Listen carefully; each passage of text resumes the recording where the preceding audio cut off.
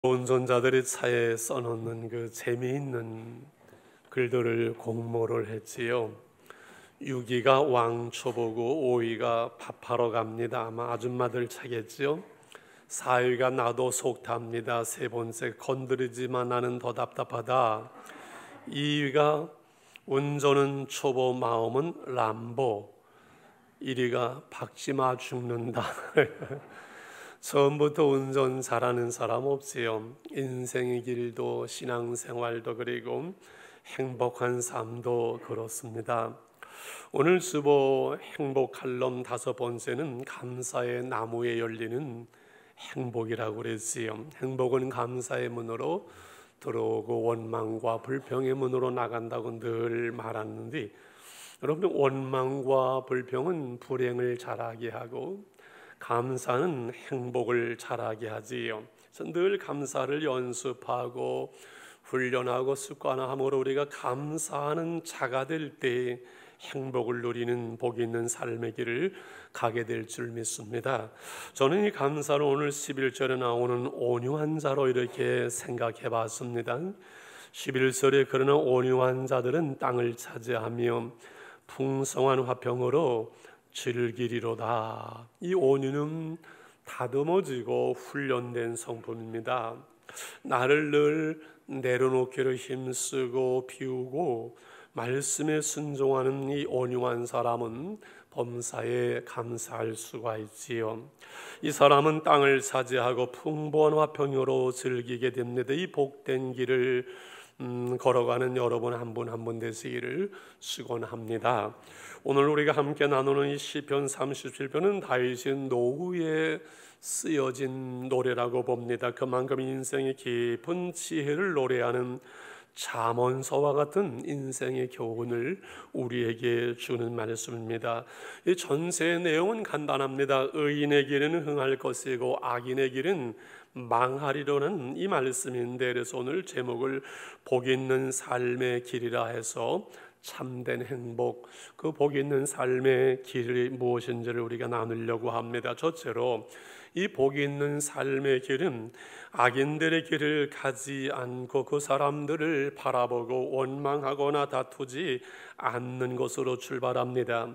여러분, 악한 사람들 때문에 우리가 잘못되거나 그 악영향을 받지 않도록 저들을 보면서 원망하거나 불평하거나 시기하지 말라고 오늘 1절에 말씀하죠. 1절을 같이 다시 봅니다. 악을 행하는 자들 때문에 불평하지 말며 불의를 행하는 자들을 시기하지 말지어다. 세상에 악하게 사는 사람들이 있습니다. 하나님 없이도 잘 사는 사람들도 많습니다. 잘못 살고 잘못하는데 하나님 없는데도 잘 되는 것 같은 것을 보면서 불평하거나 시기하거나 다투지 말라는 겁니다. 왜 그렇습니까? 2절에 그 해답을 말씀합니다. 그들은 풀과 같이 속히 배임을 당할 것이며 푸른 채소같이 세잔할 것이미로다. 여러분, 풀이 자랄 때 보면은 그저 한 달이면 왕성하게 이 풀이 자랍니다. 그러나 낫으로 그저 밑둥만 툭 쳐줘도 그냥 하루아침에 시들어 버리고 맙니다. 채소가 그저 며칠 만에 쑥쑥 자라고 크는 것 같지만은 그냥 뽑아버리면 끝나고 마는 것처럼 하나님의 심판이 저들에게 임하는 거지요. 그래서 7절과 8절 9절에서 같은 말씀을 반복을 합니다. 7절에 여호와 앞에 잠잠하고 참고 기다리라. 무엇을 자기 길이 형통하며 악한 길을 이루는 자들 때문에 불평하지 말고 잠잠하고 참고 기다리라는 거죠. 8절에 분을 그치고 노를 버리며 불평하지 말라. 오히려 악을 만들 뿐이라. 내가 죄에 끌려가게 된다는 거죠. 9절을 같이 읽을까? 시작. 진실로 악을 행하는 자는 끊어질 것이나 여호와를 소망하는 자들은 땅을 차지하리라. 할렐루야. 그래서 저들 때문에 불평하지 말고 분을 그치고 노를 버리라. 오히려 악을 만들다. 내 안에 은혜가 떨어지고 믿음이 시들어지고 악함이 자리 잡고 잘못된 길로 가기 때문에 세상에 그 악한 길을 가는 이들을 불평하거나 그로 말미암아 시기하거나 다투지 말라는 걸. 그러므로 여러분, 예수를 믿는 사람들은 무슨 일이 있어도 사람과 다투는 싸우지 말아야 됩니다. 신랑과도 싸우지 말고 그 누구와도 다투면 내가 손해봅니다. 하나님 없는 세상 사람들이 잘 되는 것 같으면 그걸 부러워하거나 시기하지 마십시오. 내게 유익이 되지 않습니다. 그리고 세상 사람들과 자꾸 비교하지 마십시오. 우월감도 비교함으로 오는 열등감도 악한 것이고 불쌍이고 하나님이 원하시는 것이 아니기 때문에 그렇습니다. 현대인들은 남과 비교하는 것 때문에 불행합니다. 이 비교 가난이라고 하지요. 그래서 사람들과 비교하지 마십시오. 내게 있는 것으로 감사하고 사람들을 바라보고 사람들 때문에 시험 들지도 마십시오. 믿음의 주여 온전케 하시는 우리는 주님을 바라보는 사람들이지 사람을 바라보는 사람들이 아니거든요. 목사님, 그래도 악인의 의인의 길은 흥하고 악인의 길은 망한다고 성경은 말하지만 현실 속에는 그런 것 같지 않습니다. 이것이 우리의 고민이고 갈등이기도 하고 성경의 모든 사람들의 고민이었었지요. 그래서 오늘 9절과 10절에 다시금 이렇게 말씀합니다. 진실로 악을 행하는 자들은 끊어질 것이나 여호와를 소망하는 자들은 땅을 차지하리로다. 10절 같이 볼까요? 잠시 후에는 악인이 없어지리니 내가 그것을 자세히 살필지라도 없으리라. 악인의 시대가 그리 오래 가지를 않습니다. 전두환 그 대통령 시절 그 정권 하를 생각하면 저는 참 그 부끄러운 것이 많아요. 그 시골에서 목회하면서 그 불의의 길을 걸어가는 그 시대 속에서 제가 한 것이 아무것도 없는 것 같아요. 이 하늘 나는 새도 떨어뜨리는 것 같은 그 사람들을 힘들게 하고 후탕 잡아다 가두고 때리던 그가 결국은 백담사로 쫓겨가고 지금은 누구도 그를 대통령으로 취급하거나 존경하는 사람 없잖아요.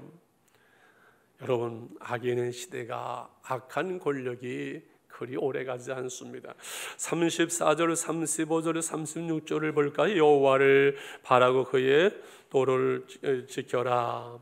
그의 도를 지키라. 그리하면 내가 땅을 차지하게 하실 것이라. 악인이 끊어질 때 내가 똑똑히 보리라. 내가 악인의 큰 세력을 본즉 그 본을 내의 땅에 서 있는 나무잎같이 무성하나. 같이 읽을까? 내가 시작.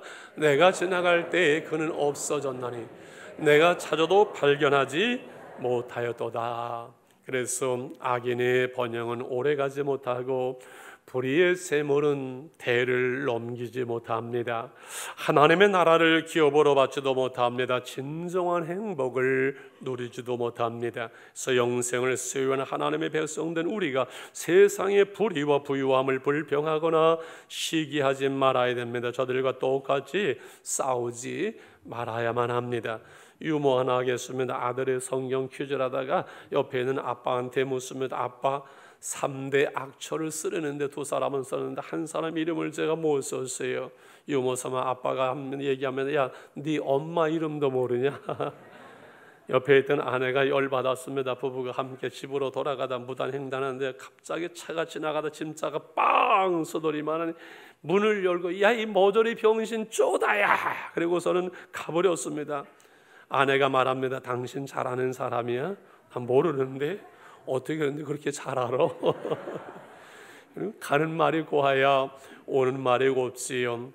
이 악을 행하는 자들 때문에 불평하지 말라. 불의를 행하는 자, 세상에 하나님 없이도 잘 사는 일을 부러워하지 말고 시기하고 싸우지 말라. 그 영향을 받지 말라. 왜? 우리가 믿음이 떨어지고 은혜가 떨어지기 때문에 그래요. 그런데 우리의 삶의 현실에는 늘 사람들을 보고 사람들과 부딪히며 살아갑니다. 어떻게 그 영향을 받지 않고 살아가면서 신앙생활 잘할 수 있고 은혜를 유지하고 복된 삶의 길을 걸어갈 수 있을까요? 그래서 두 번째 복 있는 삶의 길은 하나님을 바라보고 하나님을 의지하고 하나님을 기뻐하는 거예요. 이 3, 4, 5절에 저는 참 중요합니다. 3절 여호와를 의뢰하고 선을 행하라. 땅에 머무는 동안 그의 성실을 먹을거리로 삼을지어다. 4절 같이 볼까요? 또 여호와를 기뻐하라. 그가 내 마음의 소원을 내게 이루어 주시려다. 5절 내 길을 여호와께 맡기라.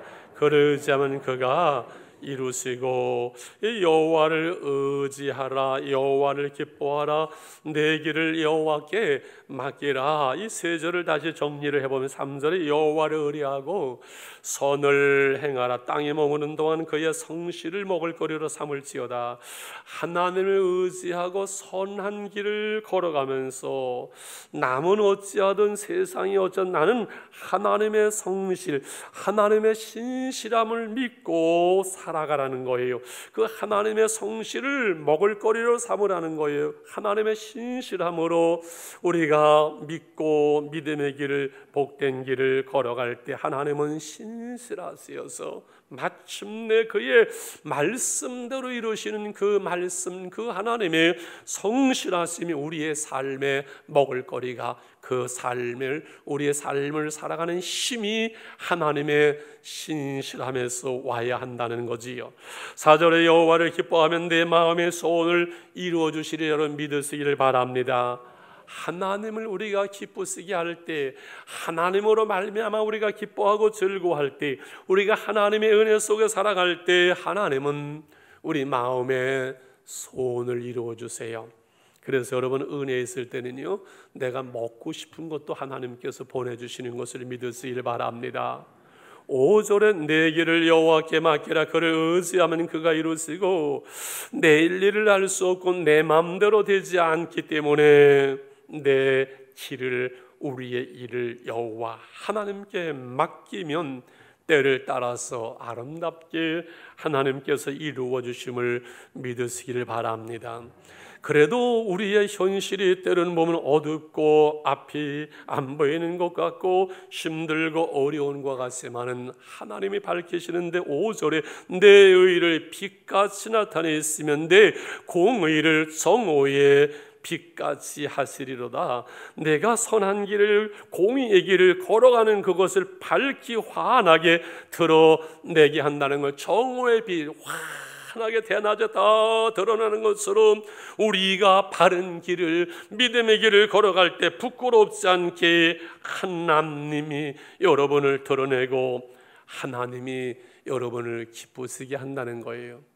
우리의 숨은 일들이 하나님 앞에 드러날 때 부끄러운 것이 아니라 빛되게 아름답게 영광스럽게 드러나는 삶이 되어야만 하겠지요. 오늘도 어려움도 있고 어두운 날도 있지만은 이 믿음의 길, 이 어두운 길은 동굴이 아니라, 막혀있는 동굴이 아니라 터널이라고 말씀을 드려서 하나님이 우리를 연단하고 훈련하면서 어두운 날들 속에 우리를 하나님의 사람으로 준비해서 마침내 온유한 자로 만들어주세요. 그래서 마지막으로 온유한 자가 땅을 차지하며 풍부한 화평으로 즐기는 삶, 이것이 복되게 살아가는 삶의 길이죠. 11절 말씀을 다시 한번 같이 읽겠습니다. 시작.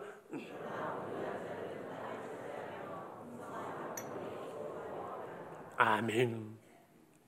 온유한 자는 땅을 차지하며 풍성한 화평으로 즐거워하리라.